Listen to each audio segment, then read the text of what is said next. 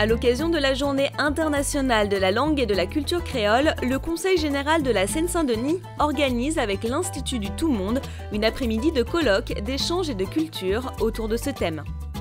Aujourd'hui, on a souhaité organiser dans le cadre de cette année des Outre-mer un colloque avec des chercheurs, des anthropologues, des historiens, des militants associatifs sur ce thème de la traite négrière à la créolisation du monde.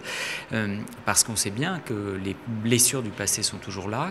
On a besoin de cet apport pour faire la lumière sur ce passé, pour comprendre ce passé, pour mieux comprendre la réalité du monde d'aujourd'hui et aussi des cicatrices qui perdurent.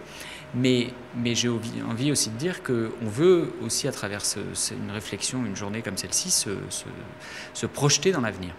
Lors de cette journée du 28 octobre, de nombreux intervenants ont pris la parole, anthropologues, cinéastes, écrivains ou encore comédiens, tous rassemblés autour du thème de la traite négrière à la créolisation du monde.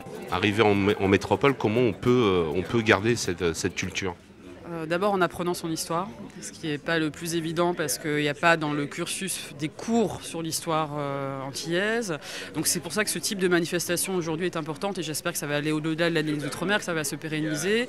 Je pense que beaucoup vont dans les milieux associatifs pour garder un lien culturel, donc soit par la musique, par la danse. Mais je note quand il y a des grands événements, par exemple la Grande Grève, quand il y a eu tous les débats autour de la colonisation positive, qu'on retrouve, les Antillais se retrouvent en fait sur ces questions-là.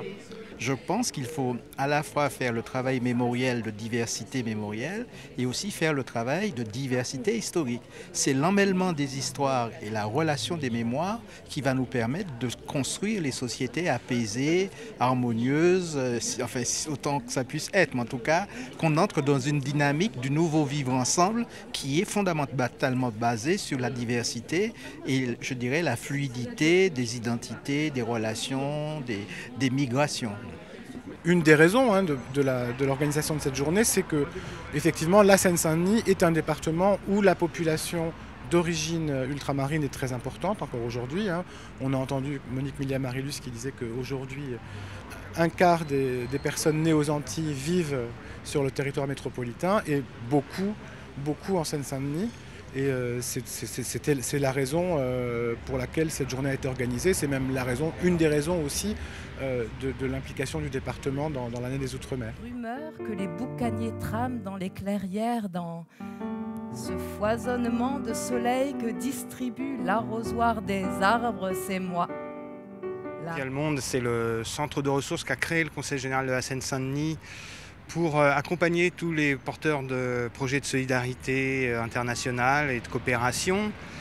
Via le Monde, c'est un service de la Direction des Affaires européennes et internationales qui est un peu le carrefour, le lieu de rencontre de toutes les énergies de la solidarité en Seine-Saint-Denis. Et de ce point de vue, terminer l'année des Outre-mer en Seine-Saint-Denis, en cette journée de la culture créole et de la langue créole, c'est un hommage à la diversité des engagements qui en Seine-Saint-Denis se manifestent pour la solidarité. Donc c'est dans la fonction de Via le Monde de se retrouver acteur de ce rendez-vous.